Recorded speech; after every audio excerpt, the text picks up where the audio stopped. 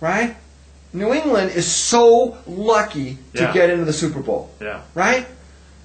So in the second game, oh my God, San Francisco actually beat them. They actually took it to overtime, and it was the longer one, right? But game should have never gone into overtime.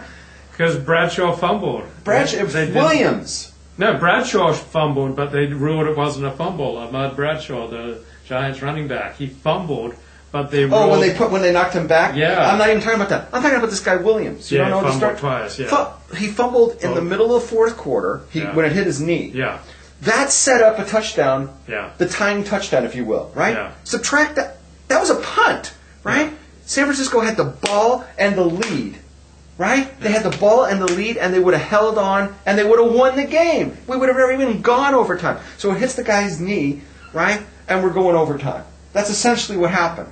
But now we're in overtime, right? The 49ers just stopped Manning. They're going to get the ball back, and they're going to go down and get the winning field goal. And what does the guy do? He coughs it up again. Screwing up. This is twice he does it in the waning minutes of the most important game that they're ever going to have.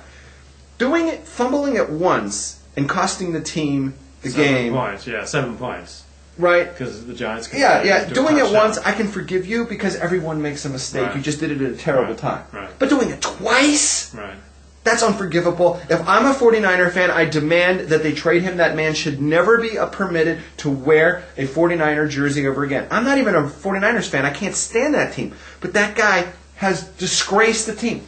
And listen, I'm a Ram fan. We've had those kind of guys before. There was a guy named Oz Hakim. You ever heard of him? Yeah. Oz Hakim cannot hold on to the fucking ball, right? Yeah. So the Rams in the year 2000, they make the playoffs. Yeah. Right? They go to the first game against New Orleans. They're starting to get crushed. They're down by like 30 points at the half. Yeah. But they came back in the second half. Yeah. And they were going crazy. And boom, boom, boom, touchdown. And they only needed one more time to come down the field and catch him. And Oz did what he does best. He fumbled the ball, and that was the ball game, right? Because Oz Hakim had been fumbling all year. Now, you could blame it on the coach. Why put the guy out there, right? Yeah. But, he was not back the next year. Next year was on the Lions. Who should be LA's next football team? Wait, one thing at a time. So, before him, they had another guy who fumbled a lot on kickoffs and stuff. They had a guy named Ron Brown. You ever heard of him? He was the fastest player in the NFL.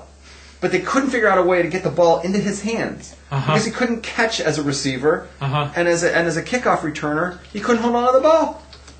We had another guy prior to him. His name was Billy Waddy. You remember him?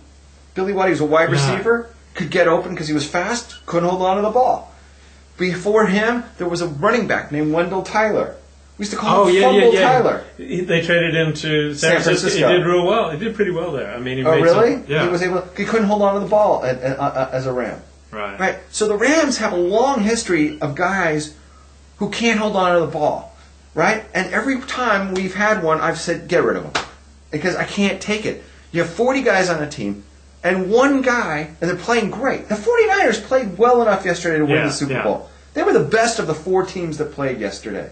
They put on the best show of the 4 teams, right? Their special teams, except for their offense. But they were They converted 1 first down. Yeah, no, they couldn't get any first downs. That was a big problem. The Giants were playing really good defense. I'll give them that. But the defense of the 49ers was like concrete. Yeah. They were concrete. The only touchdown that Manning got was because they set him up at the 2-yard line or whatever, right? Because this guy fumbled the ball on them. If not for this one guy, the 49ers are going to win the Super Bowl. This one guy killed them. You know what this reminds me of? When the Angels were about to make the World Series in '86, 25 years ago, and Donnie Moore screwed up the whole game, and then he took his head off. I'm not saying anything, but if Williams shot his head off tonight... He killed himself? No, I'm saying if he would do that, I wouldn't hold it against him. That's all I'm saying. I'm not asking him to kill himself, but if he did it, I could understand, Yeah. I wouldn't hold it against him, and I think 49er fans would be okay with that. So who should be LA's next football team? I don't want a football team here. We already have a pro team in town. They're called the USC Trojans. Why don't you want a football team here? Are you a communist or are you gay? What? Only a communist or a gay doesn't want a football team in Los Angeles. I don't want a football team in Los Angeles. It's very simple. I've experienced both. We've had teams here, and we've had a good number of years now without a team. Mm-hmm.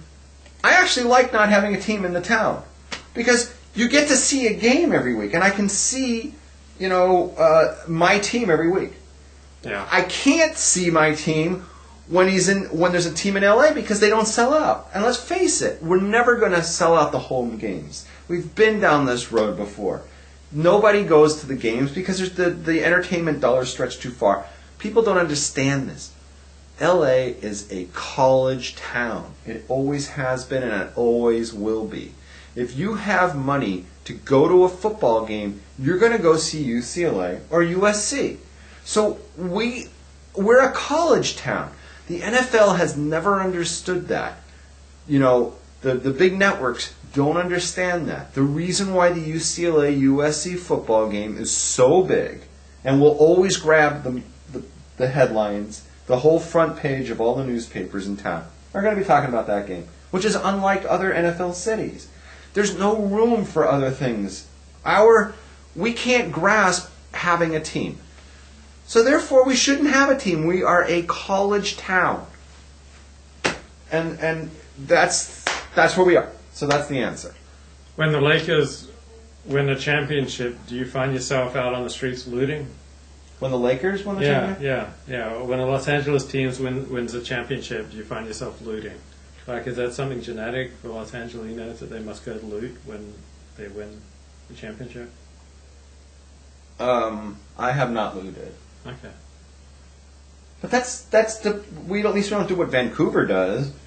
Yeah. When we lose a championship, we don't just destroy the whole town. Yeah. All right. Can we talk about something else now? Okay, so the suspension of Amsterdam's chief rabbi for signing a statement on curing homosexuality is verging on fascism, a committee of Orthodox Jews told a Dutch newspaper. The committee said it's shocking that a chief rabbi in the Netherlands has been suspended for his statements on century-old religious truths. The Amsterdam Orthodox Jewish community suspended Rabbi Aryeh Ralbag, New York, from his position for signing the Declaration on the Torah approach to homosexuality, which states, "We emphatically reject the notion that a homosexually inclined person cannot overcome his or her inclination and desire. Behaviors are changeable. Torah does not forbid something which is impossible to avoid, and that therapy and tshuva, repentance, can overcome homosexuality." So I see nothing that I disagree with in that declaration on the Torah approach to homosexuality. So what do you think that the problem is with the people in Amsterdam? Oh, I think they're smoking too much weed and going to too many hookers. Doing too many hookers. That explains it. That's what the Orthodox community in Amsterdam is guilty of. Yeah. That's pretty obvious. Yeah, to me anyway. This is why you don't live in a town with... Yeah, hookers next door to your shul. Because you just start losing your moral fiber. Okay, so there you have it, folks. That explains everything. Levi, the world according to Levi, in a nutshell, is you put yourself in a place where there's marijuana and hookers, and it's going to deteriorate your moral fibers. And that's what happens. Next thing you know, you're kicking out the rabbi, calling him a fascist. Exactly. Call the Torah fascist. All right, here you want my... Okay, yeah. Go ahead. I'm done. No. But you said you agree with everything in that statement. Yeah. So just articulate it for the people in your own words. Okay, look, even if you're inclined to want to have butt sex with other men, that doesn't mean you have to act that way. There are all sorts of things that I'm inclined to do sexually that I do not do. Like what? Well, I don't rape women. Oh, God, that's not going to help your AT. Well, it's like if I see an attractive woman and she's nice and shapely and she looks kind of vulnerable, I don't grab her in the dark and throw her behind a tree and have my way with her. Right. I mean, there are a lot of very attractive 15-year-old girls, but I don't have sex with them. I'm like a really righteous man. And so there are all sorts of inclinations that I have. I'd like to be with two women at once. But I don't do that. I'm not even having sex. I haven't had sex in years. I'd like to go out and have sex, but I don't have sex. I have no interest in farm animals in that way, so I'm pretty... I think what Rob says, look, never talk about horses, dogs,